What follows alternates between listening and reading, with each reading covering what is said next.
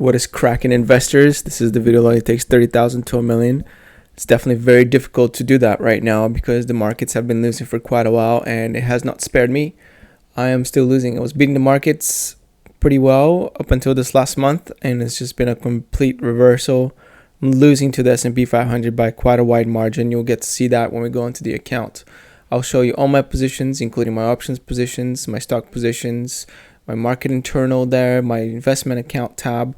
I'll show you different time periods, and we'll do a comparison to the S&P 500 afterwards. Then I'll talk about the market broadly and what I'm doing, my strategy, what I can expect in the future, and why I think the markets have been pretty stale the last day or so. Going into the and throw out some predictions, some useless predictions at that. Going into the account, I'm sitting at $146,000, which is a pretty much a yearly low. Well, actually, no, that's false. I was down below this level a little bit in June. But anyways, matching the year lows, which is not great news considering I actually scored an all-time high after June. This is the year-to-date chart, and you'll see that I scored an all-time high here at 214,000 on August 16th. Ever since, all of those gains have been reversed. All the gains for the market, in fact, have been reversed, and we'll get into that in a little bit.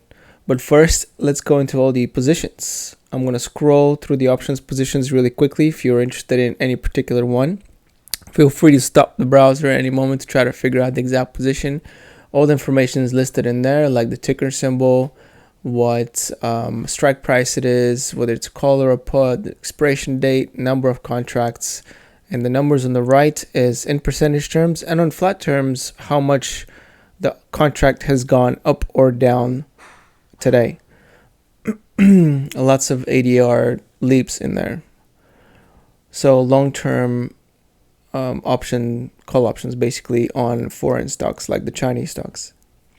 Here are my equity positions. Apple 708 shares going down today 0.23%. Realty income down 0.17%. Main Street Capital up 1.32%. That was getting really undervalued and still is.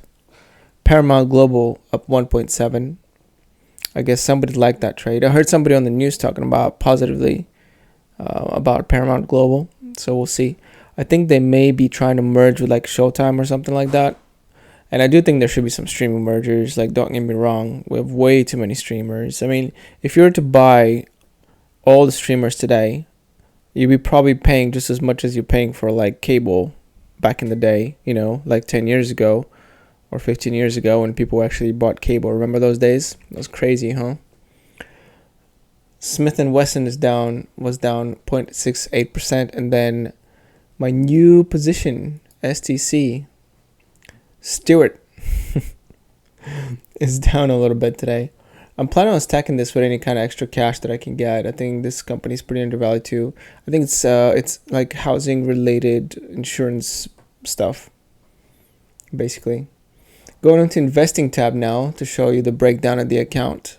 I'm sitting at 42.89% leverage, or $110,000, which I owe to Robinhood. I owe them that money. I have to pay it back. It has to come out of somewhere. I have $256,000 under management at the moment, including the leverage, which is up from a month ago when I had my all-time high. But that's because I reduced leverage so much. I tried hardest to reduce leverage, but I couldn't get rid of all the leverage, and now I'm layering it back on. So that is the strategy. However, it definitely hurts towards the bottom because some of the biggest and most dangerous spikes can happen towards the bottom. So that's unfortunate. Going into the winners and losers here. Total return, Apple is the only one in the positive. Hopefully that stays in the positive. It doesn't go into negative like the other account, like the other positions. For example, Smith & Wesson, which is down $22,000 for me, or Paramount, which is down $12,000. Both of these, have contributed a lot more to losses than Apple has to gains. I'm still positive in the account though because I've done trading. It's not just stock. I don't just buy and hold forever. Otherwise, I'd be down huge in this account. But I'm not. So if we go to the 1 day performance, I'm down 0.58. 1 week, down $10,000 or 6.78%. 1 month, I'm down $44,000 or negative 23%. Try not to say that too loud.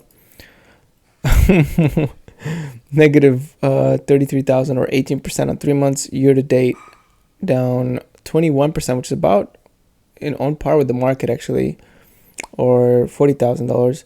1 year, down 16%. I think beating the market on the 1 year chart.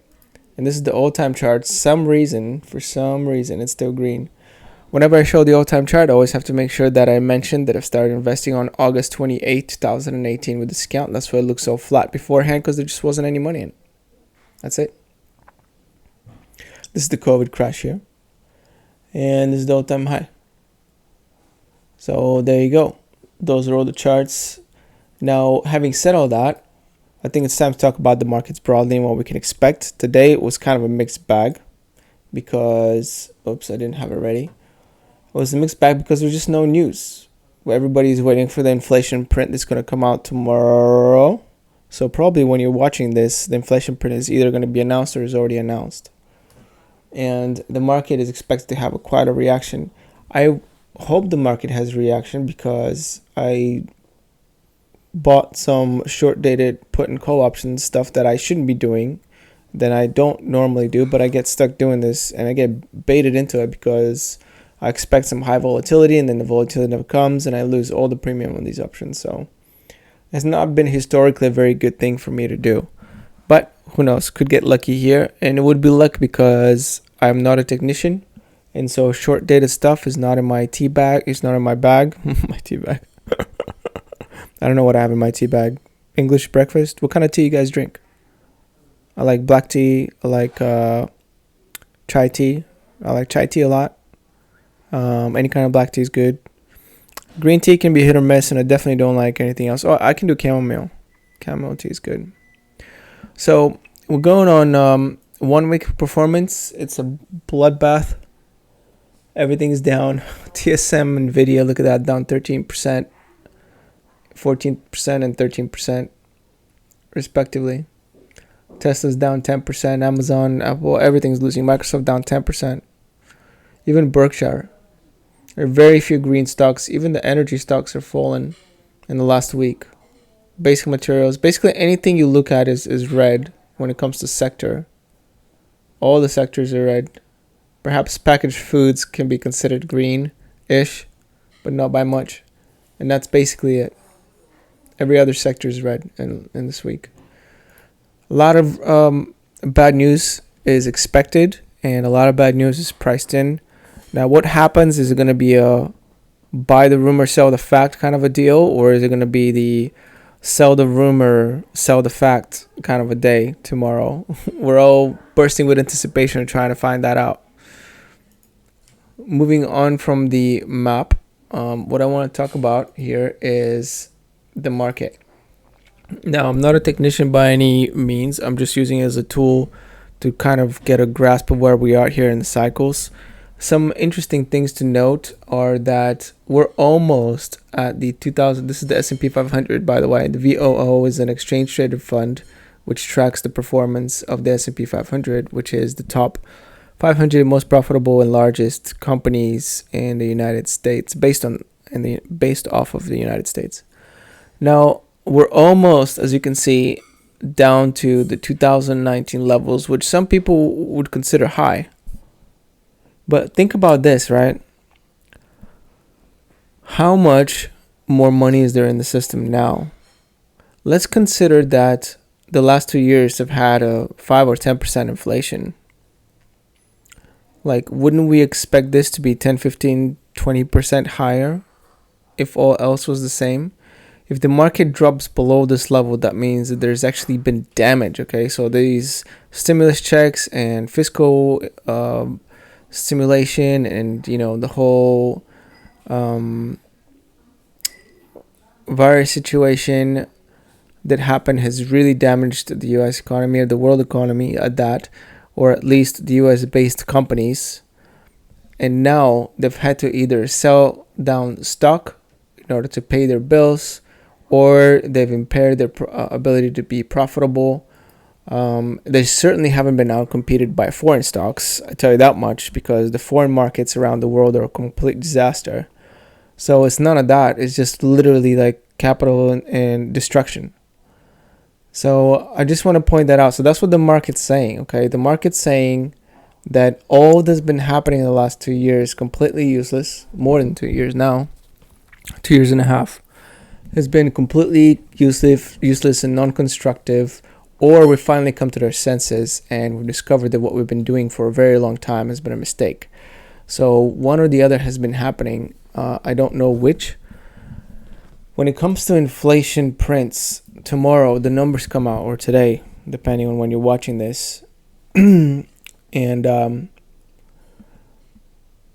I think that everybody, I looked at some expectations. People are expecting about anywhere from 8.0 to 8.2% inflation year over year.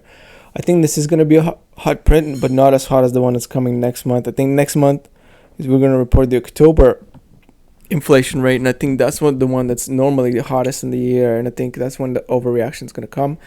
And with the overreaction is going to come the bottom of the market, because that's going to basically price in everything negative that might happen when it comes to the inflationary front, which seems to be the one driving the markets right now. Besides some geopolitical events that are happening, regardless energy and all that, that's basically the main story, and they're correlated. It's not, they're related. It's not like they don't have anything to do with each other.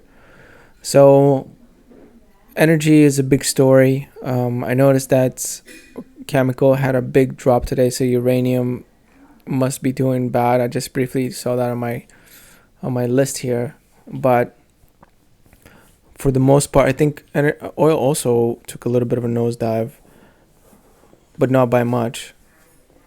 Either way, energy is trending higher overall. That's the main trend. We'll see if that continues. There is going to be a lot of focus, I think, on policy from governments. Are they going to reverse trend? So these are some key things that I'll be watching for. Like, are they going to revert?